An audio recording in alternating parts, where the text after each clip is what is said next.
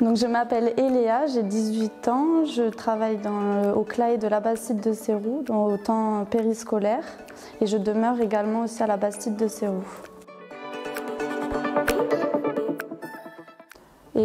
J'ai vu une dame pour le décrochage scolaire, parce que moi j'étais quelqu'un qui avait du mal dans les cours trop cadrés, et donc j'avais vu une dame pour le décrochage scolaire à Saint-Giron qui m'avait parlé de la garantie jeune. Donc je m'étais inscrite à la mission locale parce que de toute façon on m'avait dit que c'était quand même bien d'être suivi quand on ne savait pas trop ce qu'on voulait faire. Après c'est bien parce que la garantie jeune c'est des stages où tu peux faire dans plusieurs domaines différents. Donc quand tu ne sais pas exactement ce que tu veux faire, c'est quand même une bonne démarche à faire pour réussir à savoir un petit peu où on veut aller. C'est ce qui m'a permis d'ailleurs, parce que j'avais aussi fait un stage à 117 Animation pendant ma garantie jeune.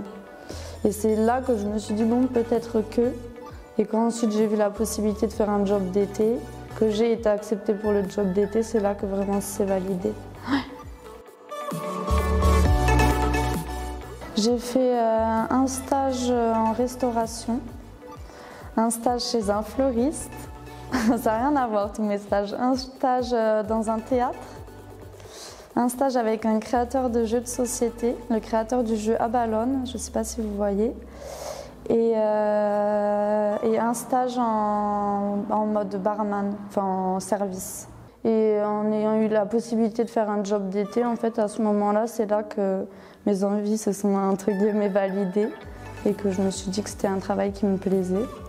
Et puis là, en sortant du contrat service civique, c'est différent. Je peux m'occuper d'un groupe toute seule, je peux faire plus de choses, je peux gérer une activité toute seule, etc.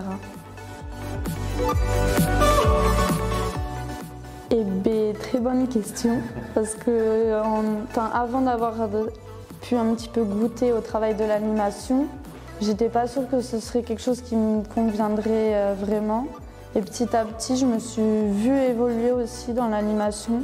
Puis les enfants, ça dépend de chacun, mais moi ça me fait vachement grandir, ça me fait évoluer sur la patience, sur plein de choses, ça me fait réveiller ma créativité aussi, des choses que j'avais un petit peu perdues en étant au collège, etc., dans ce truc trop scolaire.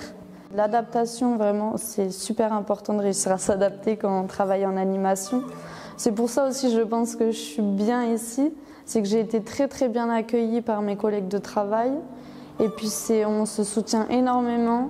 Quand il y en a qui voient que ça ne va pas ou quoi que ce soit, on se soutient, on est là pour les autres. S'il y en a qui a besoin d'aide pour une activité où il faut être deux, on est là. Donc c'est vachement c'est agréable quoi, de travailler dans ces conditions-là.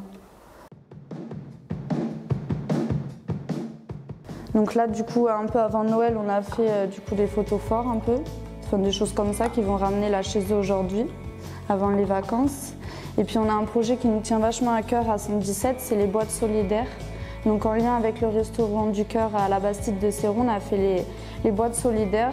Donc on a fait une fiche, là j'en ai pas à montrer en exemple, mais donc c'est une boîte à chaussures où à l'intérieur on a mis quelque chose de chaud, donc une paire de chaussettes, un bonnet, une écharpe, une friandise donc emballée, voilà, en raison des protocoles. Donc un jouet, un livre, enfin tout ce qu'il faut pour les personnes qui n'ont pas forcément les moyens de passer un Noël comme il faut. Donc voilà, et puis après nous de notre côté avec les enfants on a réalisé des cartes de vœux, des dessins aussi afin de les ajouter dedans et on est allé les distribuer hier au Restaurant du Cœur. Voilà. Après bon, j'ai fait ça aussi avec les enfants.